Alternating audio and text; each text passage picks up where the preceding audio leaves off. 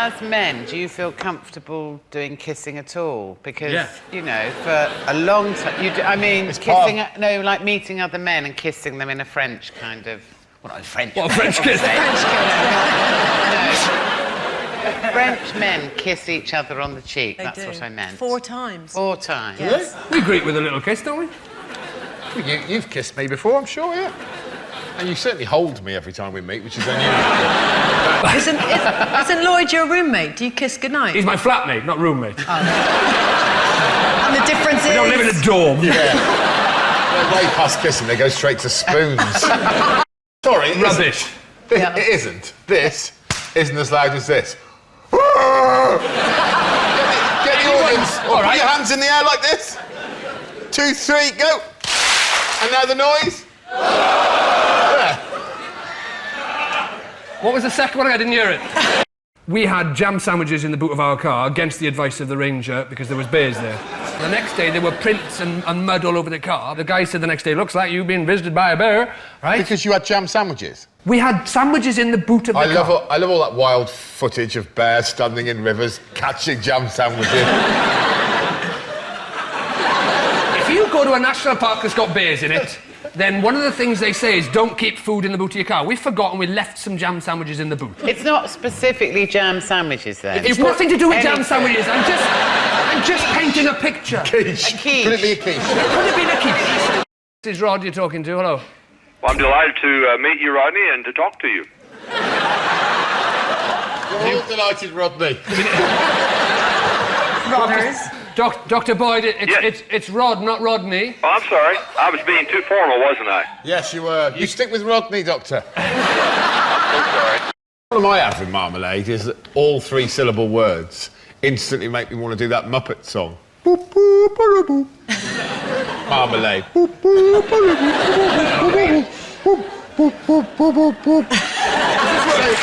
that one. I'll tell you what, as a personal tick, it can get pretty embarrassing. Funeral. Genocide. The answer to the question, how many creatures does your average person eat in a lifetime, is 8 cattle, 36 sheep, 36 pigs, 550 poultry and 1,476 fish. A staggering amount of food, or as Greg calls it, a mixed grill. How tall are you, Lorraine? I'm not very tall, about 5'4". And do you like a tall man? I do like a tall man, Rose. Yes, she does. I can tell you now. I've never met Lorraine before, and the first thing she said to me tonight was, "Hello, you big, beautiful boy." If only I could give Lorraine the opportunity to see me naked, she'd know that only one of those things is true.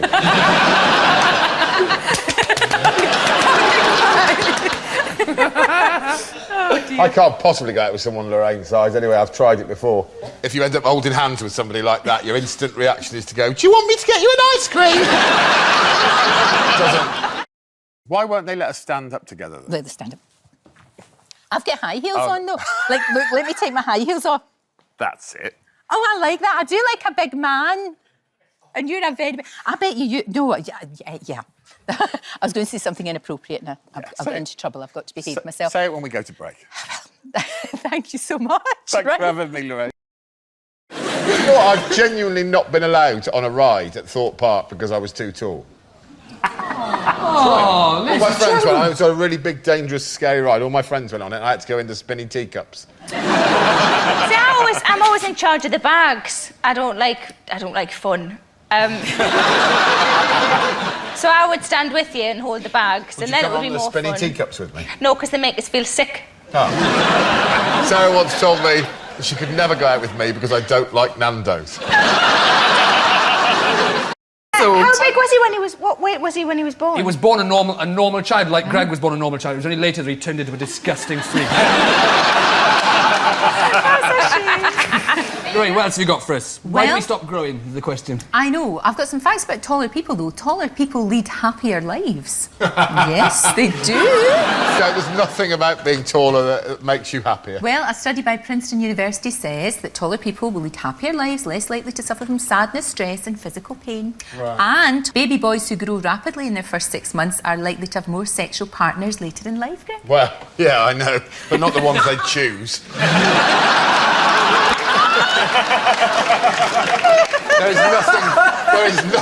There's nothing great about being tall. For everything. I'll tell you a story, Lorraine, right? When I was 3 years of age, this is my earliest memory, I was strapped in a pram outside a supermarket. My mum had gone in to buy some food. And when she came out, a little old woman walked past us, and I was obviously a tall toddler, so my limbs were hanging out of the pram all over the place, right? An old woman came up, looked down at me and looked at my mum, ignored me, looked at my mum and said these words, "Oh, that is a shame."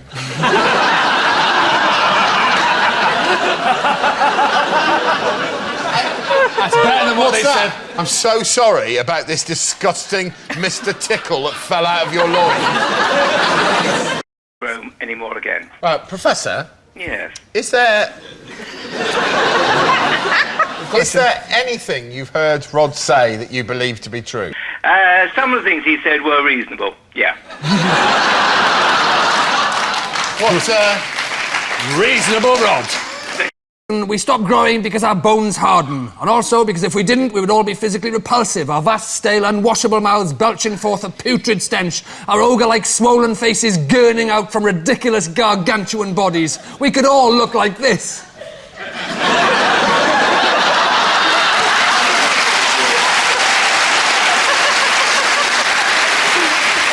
Right, let's get cracking, shall we, Lloyd? What are you using, Greg? I'll be using a pair of electric clippers, obviously, to remove a bit of hair from myself. Yeah. And then I'll be using this... this is professionally how you do a Merv fuse. I'll be using this glue stick. What we need now is some hair. I'm not an especially hairy man, Lloyd, but we'll give it a go. What are you doing, Greg? Talk us through it. Just, shaving off my tit hair, Rod. As you do. I'm actually nowhere near hairy enough. You can help me out. I've got loads of it. Come and have a go. Yeah, we can do this.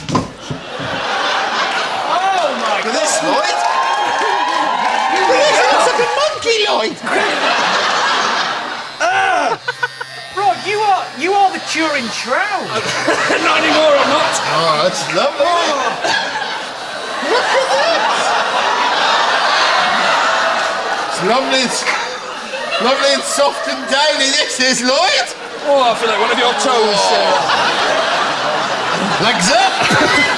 You see Rod's legs? I think this is a little bit homoerotic. Oh, Lloyd, look at this!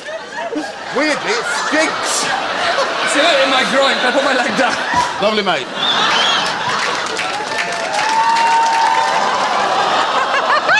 Having said that, if it stops Cheryl Cole banging on about her hair extensions, it's a small price to pay. Full of life. She'll need every ounce of the knowledge gained at university. She's got one of the biggest IQs I've ever seen. She's got a website dedicated to her bottom. Her name rhymes with barrel. If there's anything to be added up, she'd be all over it like a saucy human abacus. Who is tonight's authenticator? What a conundrum. Is it crack den man love? Is it old vole man car? Is it male voice choir? No, it's Carol Vorderman. Hang on a minute. If we're talking about physical malformities, then what? Look at you. I think you'll find, Lloyd, that I'm pretty much the eye candy on this panel. Yeah, one woman agreed. You wouldn't be the eye candy on that panel if an alien arrived and turned the other three inside out with a laser. Just excuse me for a minute. Hang on a minute. You may be the eye candy, but I'm sorry you've been overtaken. Yeah, by a man who's 170. That's my kind of age. Lloyd broke things in my house. Quiz? Who broke the bathroom window, Do you Lloyd? want some quiz music? Yes, please. Who broke the bathroom window, Lloyd? I cracked the bathroom window. You cracked the bathroom window. And look how small Satan is. He had to fit on a bathroom tile, to be fair. Yeah, but he's tiny, isn't he? Isn't that pointing to a tiny little spot? It doesn't matter how big he is, he's still scary, Satan. No. Satan's not going to scare me if he's like, oh, I've come to destroy the world. I've got a step in the middle of the bathroom. Why? Are you like the borrowers in your house? You wouldn't need to use a step in my bathroom, would you, Greg? I wouldn't, Carol. No. I'll tell you what, Carol. Yeah, what? The most dangerous room in my house is my bedroom. Nothing to do with me, I just keep a puma in it. In third place, it's the bedroom with 230,000 accidents every year, Greg.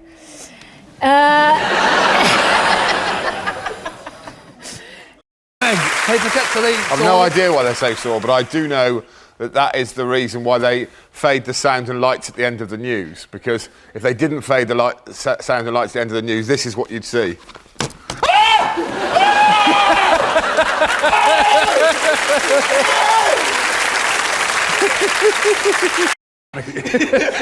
Robins fly upside down, don't they? That's why they're all sunburnt.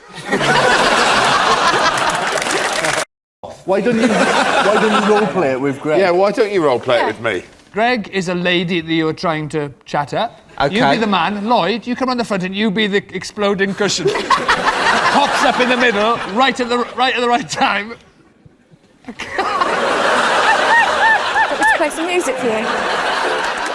Some gentle party music. Yes, I know. That's exactly what I said to him, yeah. I know he's quite a rogue, I've heard. Yes. Yes. Anyway. I'm sorry, I didn't see you there. No, I know, you've been ignoring me, but... I know that's a clear sign that you want me, really. It's the start. And, when you say, I want you, do you mean... In what sense? Now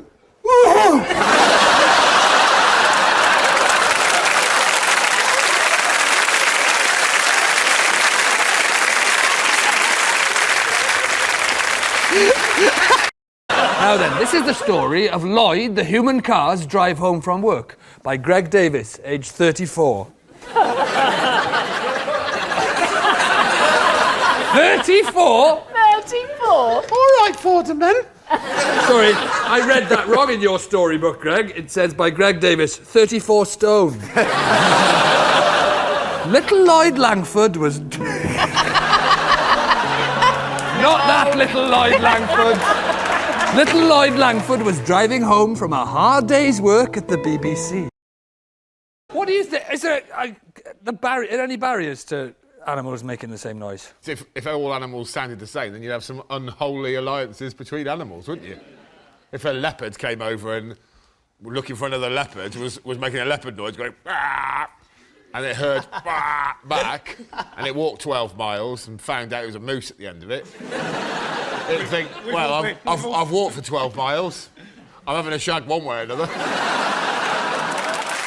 Well, you're saying that there are other barriers to animals getting together other than just making the same noise. If there are loads of physical barriers, Greg. If a spider and an octopus got together and bred, they'd create something with 64 legs. You can't have that. What? Why? If they both got 8 legs. If they bred together, then 8 to 8. Right, so if a spider and octopus have sex, then their legs are multiplied. Oh, no, you're right. Forget that. You know what one of my most rude awakenings was? It was when I slept with you in a tent. Oh. We shared a tent together, and I snore like a rhinoceros. I know I do. No, it's way worse than any rhino. But I had a really lovely night's sleep out in the Australian wilderness, and I opened my eyes to be confronted with his face here. Just as I was coming round, he said this sentence: "Don't look at me, I hate you." Can I give my side of the story? Can I at least give my side of the story? It was we were staying on it was Ross Noble's ranch, and he invited us out to stay there. Quite a few comedians doing the Melbourne Comedy Festival, and he put up about 7 or 8 tents in his kind of garden ranchy area, right? And we all went to bed, and Greg and I, even though many of the tents were empty, Greg and I decided as friends we would bunk up. As friends we would bunk up, we would double Just 2 up. lads? 2 lads in the outback? Just 2 lads chilling out in the outback. Strip to the waist, see what happens. For the next 6 hours, I had to listen to your snoring, and after about an hour or two, I was genuinely losing the will to live. And I tried to get out of the tent, and it was jammed. And then in the morning, when you woke up and I said, don't even look at me, I hate you. Yeah. And then you went, what's wrong? I said, I can't get out of the tent. The thing is jammed. I was literally having a nervous breakdown. You just went, what about this zip?